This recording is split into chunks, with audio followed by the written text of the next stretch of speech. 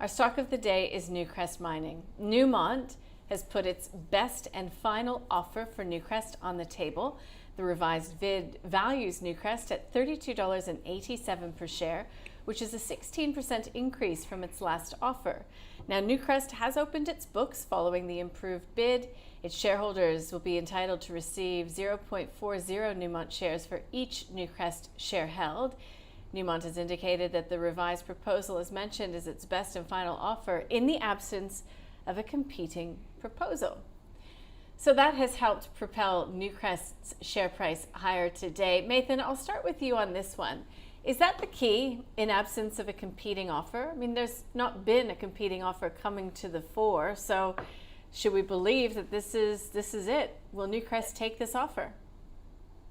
Well, it's an interesting one because it's a bit like Osmin with BHP. There is a unique competitive advantage that comes through that they're looking for, and that fits in well with what Newmont wants. So they're willing to pay a bit more. And I suspected we would have got another upgrade in the bid.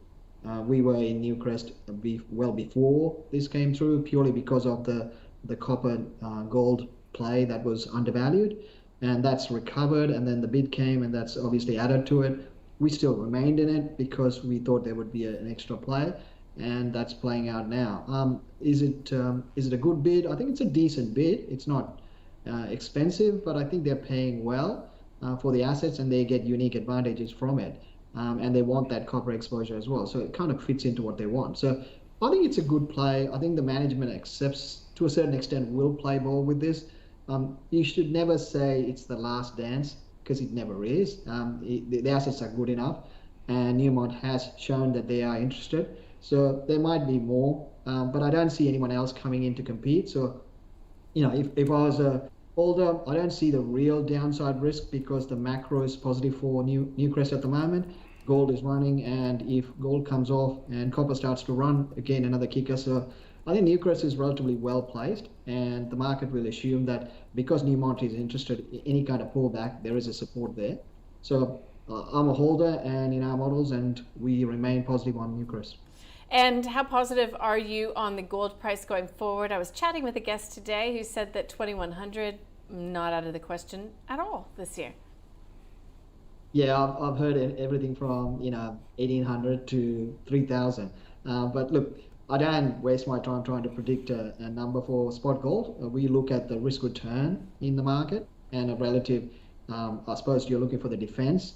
You're looking for non-correlated assets, and gold is one of the few that non-correlated assets. And in that aspect, I think in the next 3 to 6 months, maybe 9 months, there's a decent risk that we'll see more upside in gold, and that could be a decent run. And where that goes to, I don't know, but I think the risk return is that the gold price goes higher from here, and that's what we've been playing for nearly more than a year, and we're happy to sit there.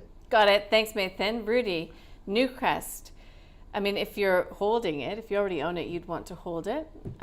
But is there any? You're not going to buy it. I mean, there's no risk reward that's that advantageous anymore. Obviously, Mathan has been very, very patient, because if he's been playing this theme for a year, for a long time, he had to hold his breath because nothing much was happening with gold. I guess we have this expression in modern days of the boomerang kids. I mean, they leave the house and they come back. This pretty much is Australia's boomerang kids story, because maybe people don't know, but Newcrest started life as a division of Newmont, then developed itself until today, and now obviously the baby is coming home again.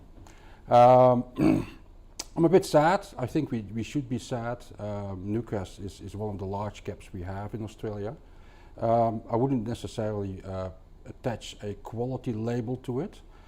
Maybe also characteristic for Australia, it has made a lot of efforts at the management level.